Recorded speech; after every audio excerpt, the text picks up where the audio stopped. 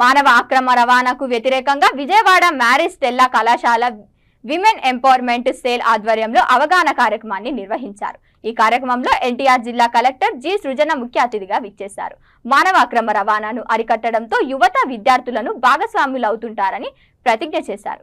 మానవ అక్రమ రవాణా వ్యతిరేక పోస్టులను విడుదల చేశారు. మానవ అక్రమ రవాణాకు అడ్డుకట్ట వేయాలని విముక్తి ఆర్గనైజేషన్ కార్యదర్శి పుష్పకుమారి ప్రభుత్వాన్ని కోరారు. మానవ అక్రమ రవాణా వ్యతిరేక దినోత్సవం సందర్భంగా విజయవాడ ప్రెస్ క్లబ్ లో విలేకరుల సమావేశం ఏర్పాటు చేశారు.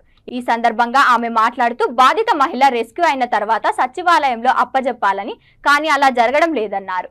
మైనార్టీ తీరిన బాధిత మహిళలకు ప్రభుత్వం ఇచ్చే నష్టపరిహారం అందడం లేదని వాపోయారు. ఆడపిల్లలపై అగత్యాలు జరుగుతున్నాయి. అలాగే ఏహెచ్డి సర్వే మీద ఒక డిపార్ట్మెంట్ని ప్రభుత్వం నియమించింది. ఈ ఆడపిల్లలని అత్యాచారం ఓన్లీ ట్రాకింగ్ జరుగుతుంది కాబట్టి ఈ కేసులన్నింటినీ ఏహెచ్డి సర్వే వాళ్ళకి అప్పచెప్పాలని చెప్పేసి కోరుకుంటున్నాము. ఈ అక్రమ రవాణా అరికట్టే మార్గాలు మాకు మీడియా కానీ, పోలీసు వారు కానీ, కోర్టుల వారు కానీ మాకు కొంచెం స్పందిస్తే మేము ట్రాఫికింగ్ అరికట్టాలని చెప్పేసి ప్రయత్నాలు చేస్తున్నాము. చిన్న చిన్న ప్రయత్నాలు చేస్తున్నాము. మాకు కొంత సపోర్ట్ కావాలని చెప్పేసి మేము మీడియా ద్వారా తెలియజేస్తున్నాము. అలాగే మా కమ్యూనిటీలో ఎవరికి అందరు సింగిల్గా ఉన్నారు, ఎవరికి హస్బెండ్స్ వాళ్ళ ఫ్యామిలీస్ అంతా వాళ్ళ కాళ్ళ మీద వాళ్ళ పిల్లలు ఆధారపడి ఉంటున్నారు, వాళ్ళకి విడో పెన్షన్ అనేది ఇచ్చేయాలని చెప్పేసి అని కోరుకుంటున్నాము. అట్లాగే ప్రభుత్వ సంక్షేమ పథకాలు, హౌసింగ్స్ కానీ, డ్వాక్రా సంఘాలు అని ఇప్పుడు ఒక కమ్యూనిటీ అనగానే సమాజంలో చిన్నచూపు, వివక్షత అనేది చాలా ఎదుర్కొంటున్నాము.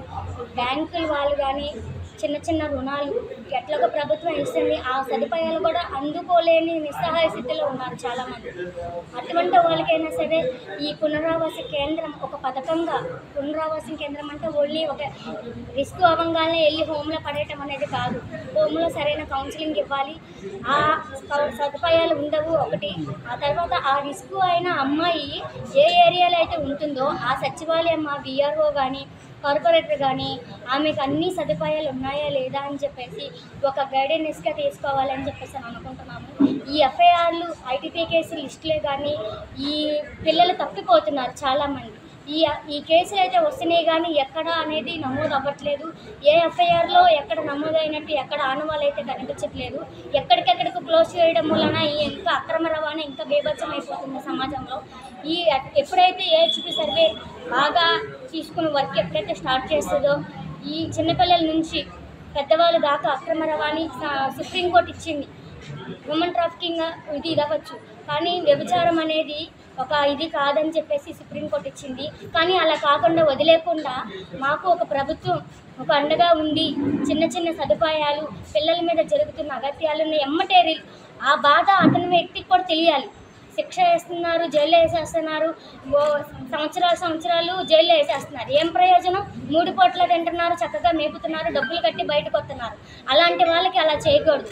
ఆమె ఎట్లా అయితే ఎన్ని బాధలు అయితే గురైందో అన్నే బాధలు సమాజంలో అయ్యే బాధలు పెట్టి ఉరిశిక్షణ చేయాలి. అటువంటి శిక్ష గట్టిగా కఠినంగా వేస్తే నెక్స్ట్ ఆ శిక్ష ఇంకా జరగకుండా అమలవేద్యాన్ని మా విముక్తి తరఫున మేము డిమాండ్ చేస్తాం.